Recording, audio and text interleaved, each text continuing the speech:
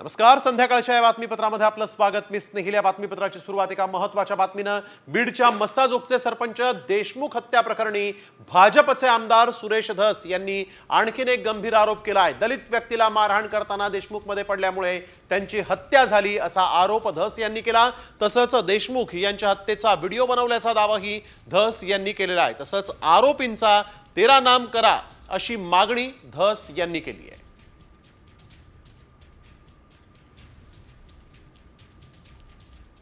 गावच्या दलिताच्या पोराला मारलं, वॉचमनला, म्हणून त्याला मारू नका म्हणायला गेला. एवढंच एक चूक आहे त्याची.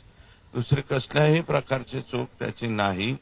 म्हणून हे जे त्याला मारलं गेलेले, अतिशय ब्रुटली मारलं गेले, अतिशय निर्गुण खून लागला पाहिजे. 302 मध्ये गेले पाहिजे, एकटेच राहिले पाहिजे आणि पूर्ण यांचा 13 नाम झाला पाहिजे. 13 नाम पिक्चर बघितला ना तुम्ही, त्याच्यातला जो सलमान खान आहे तशी ह्यांची अवस्था झाली पाहिजे. हे 13 नाम सारखे पागलवाणी हिंडले पाहिजेत. अशा पद्धतीची यांची अवस्था आपल्याला त्या ठिकाणी करायची. आणि तुम्ही जे इथे आलात खूप. तर साम टीव्हीच्या बातमीवर आज शिक्कामोर्तब झालेला आहे. धनंजय मुंडेंनी राजीनामा दिलेला नाही अशी बातमी साम टीव्हीनं सर्वात आधी दाखवली होती. खुद्द धनंजय मुंडेंनीच आपण राजीनामा दिला नसल्याची सर्वात पहिली प्रतिक्रिया साम टीव्हीला दिली होती. आणि मंत्रिमंडळाच्या बैठकीसाठी दाखल होताना धनंजय मुंडेंनी त्याचा पुनरुच्चार केला. धनंजय मुंडेंनी अजित पवारांची भेट घेतल्यामुळे राजीनाम्याच्या चर्चा सुरू झाल्या होत्या. मात्र धनंजय मुंडेंनी साम टीव्हीशी बोलताना त्या बातम्या फेटाळून लावल्या होत्या. काहीही राजीनामा वगैरे दिलेला नाही.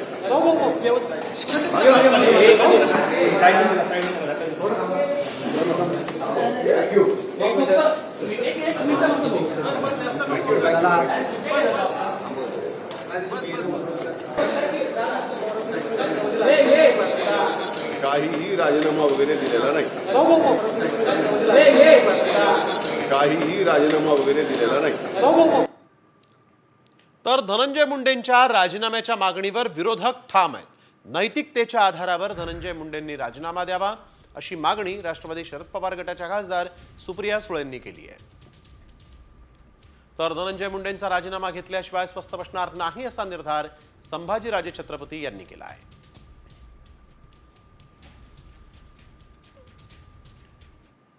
मला असं वाटतं सरकारने संवेदनशीलपणे या सगळ्याचा विचार करावा. मला अजूनही तो दिवस आठवतोय जेव्हा अशोक चव्हाणांवर आरोप झाले. नैतिकता बघून काँग्रेस पक्षाने आणि अशोक चव्हाणांनी तेव्हा राजीनामा दिला होता. त्यामुळे आता सरकारला ठरवायचंय की त्यांनी काय करावं. धनंजय मुंडे नाव घेऊन सांगतो. धनंजय मुंडे हे सगळे माणसं कोणाचे आहेत? हे त्यांचेच आहेत आणि स्वतः ते मान्य करतात. हो, वाल्मिक कराड हा माझा जवळचा जिव्हाळ्याचा आहे. माझे सगळे धंद्यातले सगळे धागे किंवा आमचे एकत्र अकाउंट्स आहेत, बिझनेसचे अकाउंट्स आहेत. माझा वट्टमुक्त्यार तो आहे. एवढं सगळं असताना सुद्धा आम्ही ज्यावेळी त्यांची राजीनामा द्या ही मागणी करायला लागलोय, त्यांनी मोठ्या मनाने सांगितलं हो राजीनामा देतो. धनंजय मुंडेला कसं तुम्ही बाजूला सरकवते आम्ही बघायला लागलोय. नाही सरकवलं तर आमची लढाई आहेच. तर मंत्री धनंजय मुंडे यांच्या अडचणी आता आणखीन वाढण्याची शक्यता आहे. कारण धनंजय मुंडे यांच्या विरोधात आता करुणा शर्मा यांनी थेट हायकोर्टात धाव घेतली आहे. धनंजय मुंडे यांनी निवडणूक प्रतिज्ञापत्रात माहिती लपवल्याचा आरोप आहे. धनंजय मुंडेंनी पहिल्या पत्नीच्या नावावरील मालमत्ता आणि कोर्टातील प्रलंबित प्रकरणांची माहिती लपवली असल्याचा आरोप करत करुणा शर्मा यांनी मुंबई उच्च न्यायालयात धाव घेतलेली आहे. धनंजय मुंडे यांचा जो फॉर्म चुकीच्या पद्धतीनं मंजूर केला.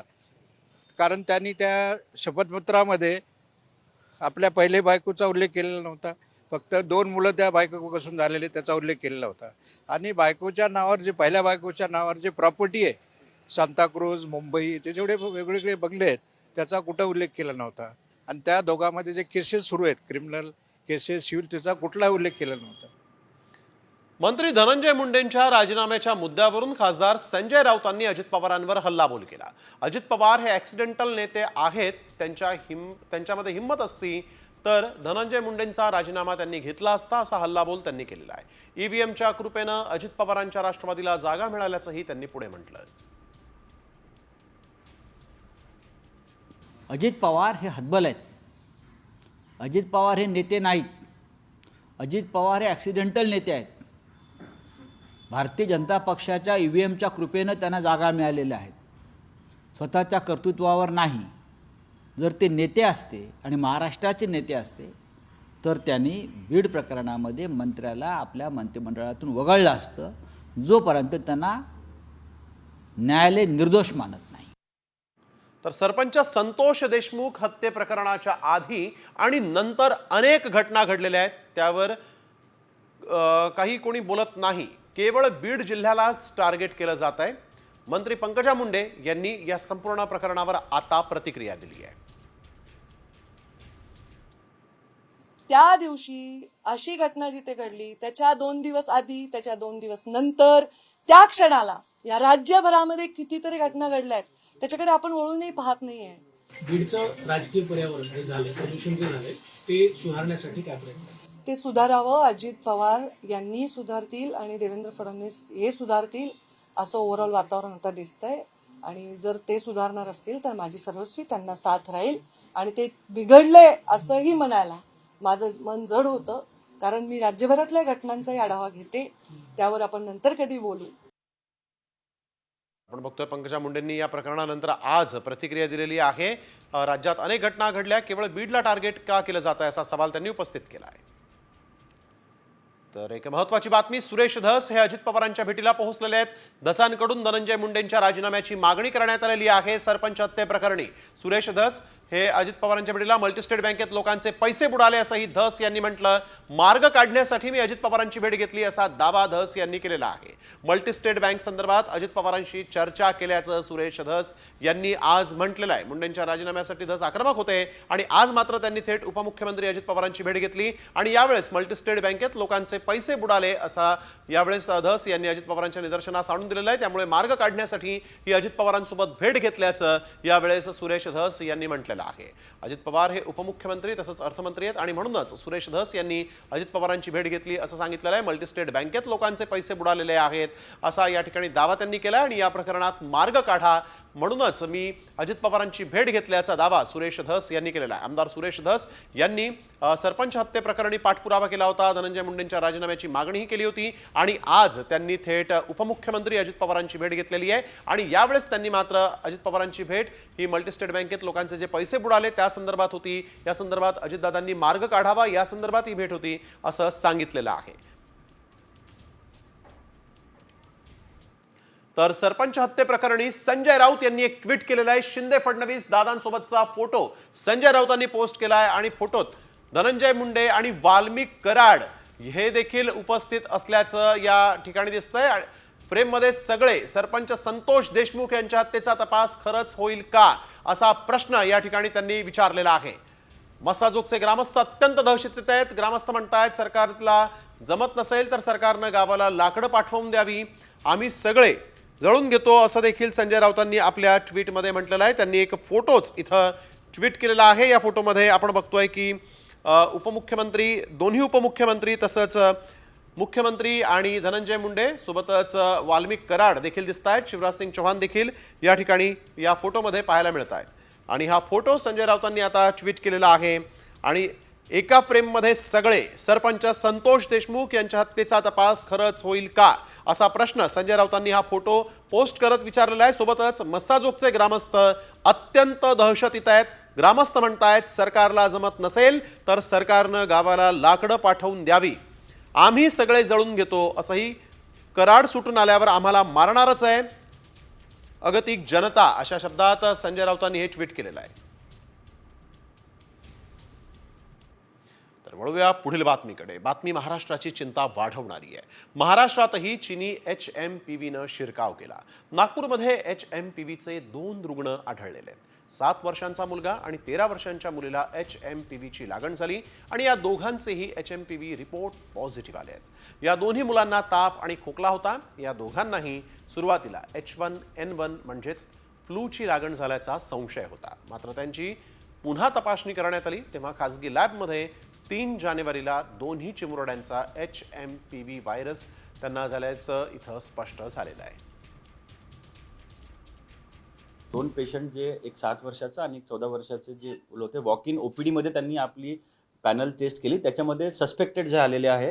पण जोपर्यंत आम्ही NIV आणि एम्समधून तपासणी होणार नाही तोपर्यंत त्याच्यामध्ये कसलेही बोलणं बरोबर नाही आहे. कारण सध्या नागपूरमध्ये एकही केस नाही, सस्पेक्टेड आहे. आता आम्ही त्याचा सॅम्पल जो आहे तो एम्सला आणि पुण्याला पाठवू आणि त्याच्यानंतर आपल्याला कळेल की तो पॉझिटिव्ह आहे की निगेटिव्ह. आणि दोन्ही हे जे पेशंट होते ते वॉक इन होते, कोणीच ॲडमिट नाही आहे, ते डिस्चार्ज झालेले आहे, ते सुखरूप आहे.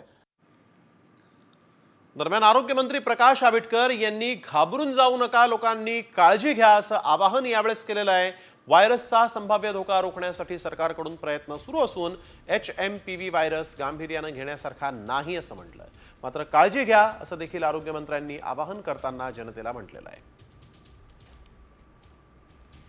त्यामुळे हा विषाणू जो आहे हा विषाणू आपल्यासाठी फारसा म्हणजे फारसा इतका गंभीर घेण्यासारखा नाही, परंतु तरीही काळजी घेणं, अत्यंत चांगल्या पद्धतीने पेशंट्सला सुद्धा योग्य पद्धतीच्या ट्रीटमेंट्स देणं, यासाठी आरोग्य विभाग आणि वैद्यकीय शिक्षण विभागाच्या माध्यमातून केंद्र शासनाचे जे सगळे निर्देश असतील त्या सगळ्या निर्देशांना अनुसरून आपण अतिशय चांगल्या पद्धतीने काम करतोय. HMPV महाराष्ट्रात शिरकाव HMPVचा झालेला आहे आणि त्यामुळे राज्य सरकार अलर्ट झालं.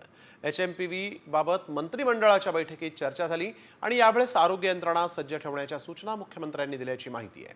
पुढील उपाययोजनांसंदर्भात निर्णय झाल्याची ही माहिती आता समोर आलेली आहे.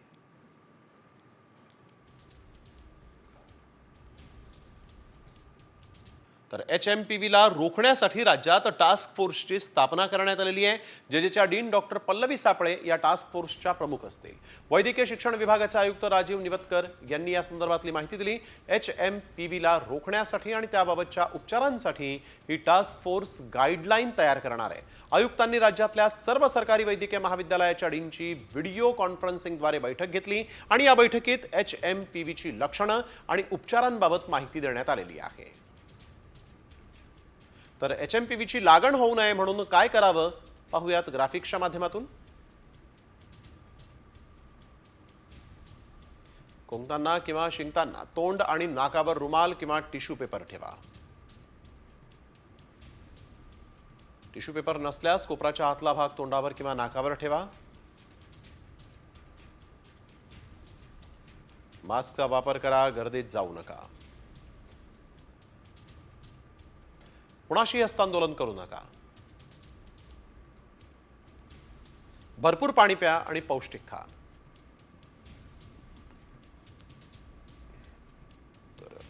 डोळे, नाक आणि तोंडाला स्पर्श करणं टाळा. कुणाशी हस्तांदोलन करू नका.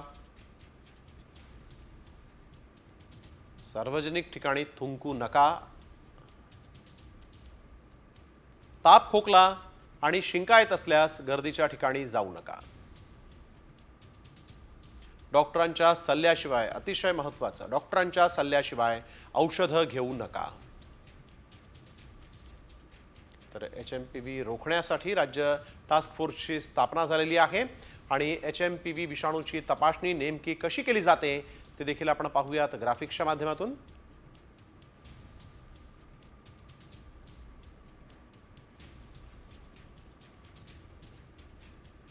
तोंडातल्या लाळेद्वारे HMPV विषाणूची तपासणी होते. पुण्यातल्या राष्ट्रीय विषाणू विज्ञान संस्थेत ही तपासणी करण्यात येते. ताप, सर्दी, खोकला आणि तोंडात जास्त प्रमाणात लाळ तयार होते. HMPV विषाणूवर कोणतीही लस किंवा अँटीबायोटिक नाहीत. HMPVच्या लक्षणानुसार औषधं दिली जातात.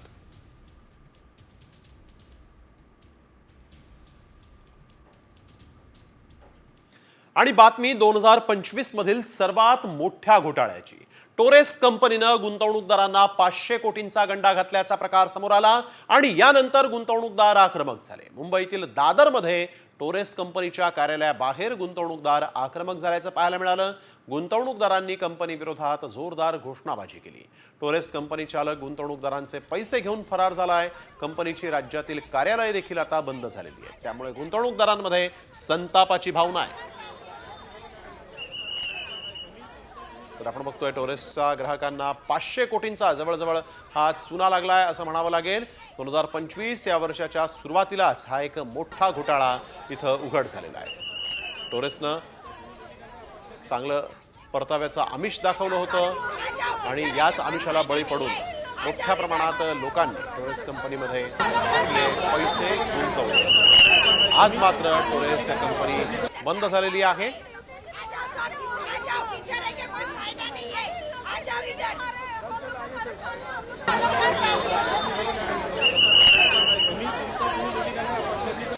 आहे तू बघू शकतो ही टोरेस नावाची जी कंपनी आहे तिने अनेक गुंतवणूकदारांना आहे तो गंडा घातलेला आहे। कोट्यवधीमध्ये ही अमाऊंट आहे आणि त्या कंपनी बाहेर हे जे गुंतवणूकदार आहेत ते सगळे या ठिकाणी गोळा झालेले आहेत। तुम्ही कधी गुंतवले होते पैसे? आणि आता हे बघा आमच्याकडे पेपर आहे, आम्हाला काही इंग्लिश येत नाही रे बेटा, आम्ही अनपढ माणसं, आम्ही भरलो घर ऐकून काय काय करून, आता बघा कसं करायचं। इधर पुलिस लोग क्यों खड़े हैं?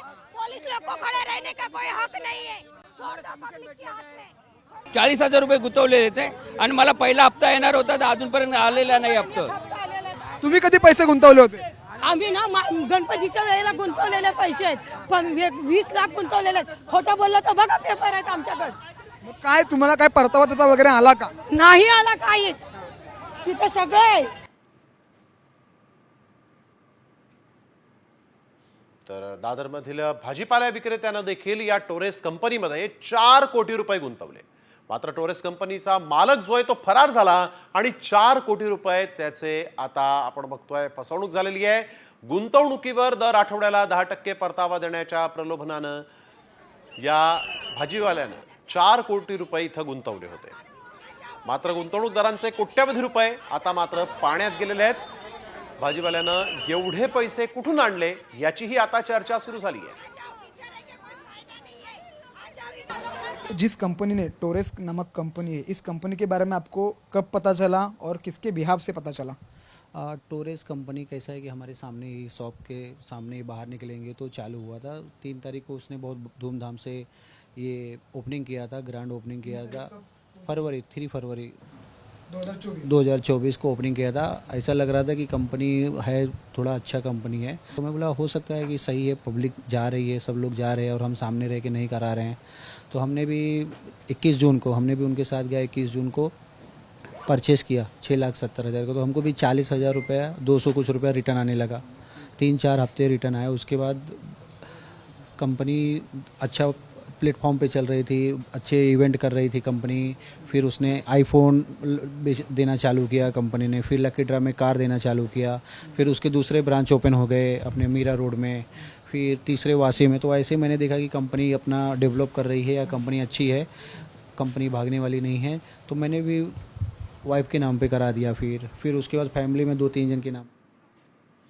तर आपण बघतोय टोरेस कंपनीनं चांगल्या परताव्याचा आमिष दाखवून अनेकांना लुबाडलेला आहे आणि टोरेस नावाच्या कंपनीनं केवळ दादरच नव्हे तर राज्यातील विविध भागांमधील गुंतवणूकदारांना गंडा घातल्याचा प्रकार समोर आलेला आहे। दादर नंतर नवी मुंबई, कल्याण, मीरा भाईंदरमधील गुंतवणूकदार जे ते देखील टोरेस कंपनीच्या विरोधात आक्रमक झाले आहेत। भरलेल्या रकमेवर दर आठवड्याला 11% व्याजदर देण्याचं आमिष या गुंतवणूकदारांना दाखवण्यात आलं होतं। तसंच भरलेल्या रकमेच्या सिक्युरिटीसाठी गुंतवणूकदारांना डायमंड हिराही देण्यात आला होता। मात्र हा हिरा खोटा असून त्याची बाजारभावानुसार किंमत केवळ 500 रुपये इतकी आहे।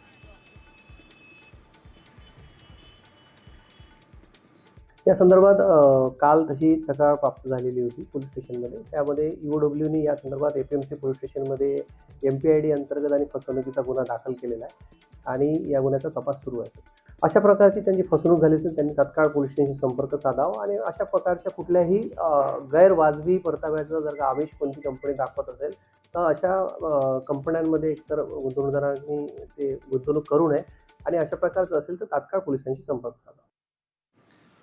तर टोरेस कंपनीच्या एजंटला पोलिसांनी ताब्यात घेतलेलं आहे। टोरेस कंपनीकडून ग्राहकांना 500 कोटींचा गंडा घालण्यात आला। मालक फरार झाल्यामुळे आता पोलिसांनी दादरमधून 3 एजंट्सना ताब्यात घेतलेला आहे। टोरेस कंपनीकडून ग्राहकांना 500 कोटींचा हा गंडा, दादरमधून 3 एजंट्स जे आहेत त्यांना देखील पोलिसांनी ताब्यात घेतलाय। तर टोरेस कंपनीनं आपण बघतोय की वर्षाच्या सुरुवातीलाच या टोरेस कंपनीचा भांडाफोड झालाय आणि हजारो गुंतवणूकदार जे होते त्यांचं मात्र करोडोंचं नुकसान झालंय।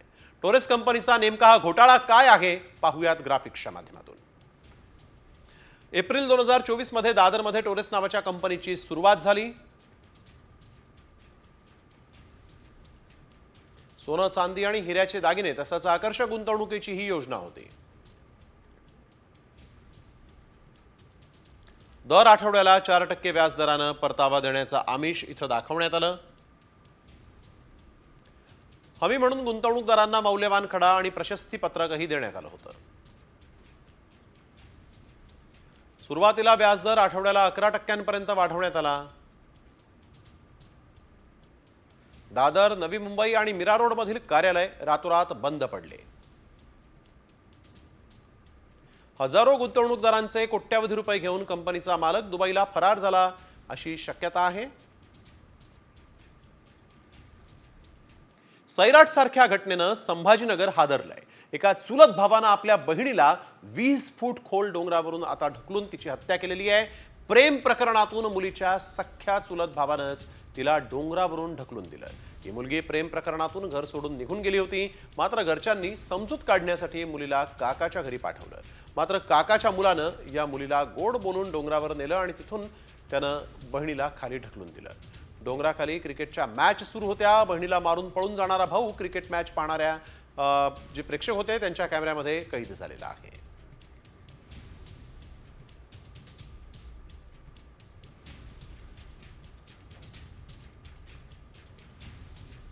गावातील एका मुलासोबत अफेअर होतं आणि त्याच्यासोबत ती निघून गेली होती. तिच्या घरच्यांनी तिच्या काकाकडे म्हणजेच ऋषिकेश शेरकर यांच्या घरी वळदगाव येथे पाठवलं होतं तिचं मन परिवर्तन होण्यासाठी. आणि मुलगा दुसऱ्या जातीतला असल्यामुळे ऋषिकेशला त्याचा राग येत होता. खवड्या डोंगर नावाचा एक डोंगर आहे, त्याच्या कपारीवरतून तिला वर नेऊन दरीमध्ये ढकलून दिले. पुढील बातमीकडे. सलमान खाननं बिश्नोई गँगचा धसका घेतलाय. वारंवार बिश्नोई गँगच्या धमक्या येत असल्यामुळे सलमान खाननं घराला बुलेट प्रूफ काचा लावून घेतल्या. राष्ट्रवादीचे नेते बाबा सिद्दीकी यांच्या हत्ये प्रकरणामध्ये मोठा खुलासा झाल्यानंतर अभिनेता सलमान खानच्या घराबाहेर कडेकोट पोलीस बंदोबस्त तैनात करण्यात आलेला आहे.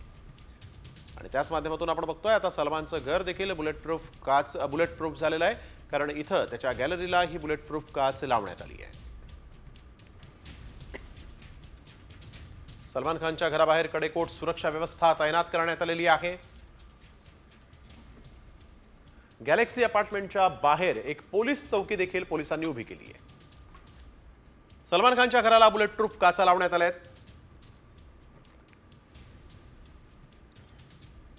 सुरक्षेसाठी अत्याधुनिक उपकरणांचा वापर इथं होऊ लागलाय.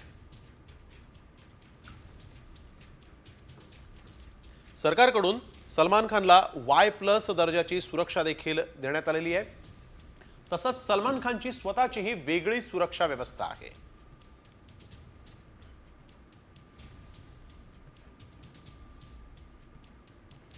दादर रेल्वे स्थानकात तरुणीचे केस कापणाऱ्या संशयिताला पोलिसांनी ताब्यात घेतलं. दादर रेल्वे स्थानकामध्ये तरुणीचे केस कापून तो फरार झाला होता. सीसीटीव्ही फुटेजच्या आधारे पोलिसांनी त्याचा शोध घेतलाय. भर गर्दीत घडलेल्या या प्रकारामुळे महिलांच्या सुरक्षेवर सवाल उपस्थित झाले आहेत.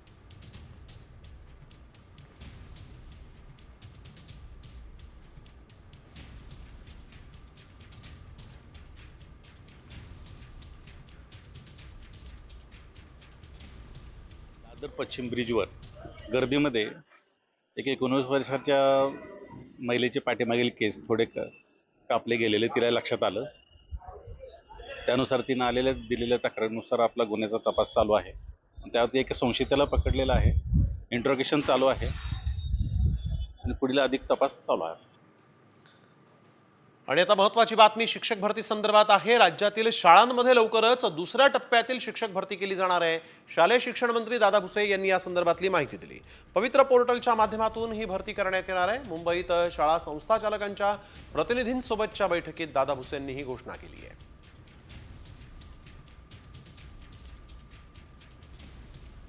राज्यामध्ये 50,000 पदांपैकी 80% रिक्त पदभरतीचा हा निर्णय झालेला आहे. पहिल्या टप्प्यामध्ये 19,000 शिक्षकांच्या पदांची भरती होणार आहे. दुसऱ्या टप्प्यात आता 15,000 शिक्षक भरतीची शक्यता आहे.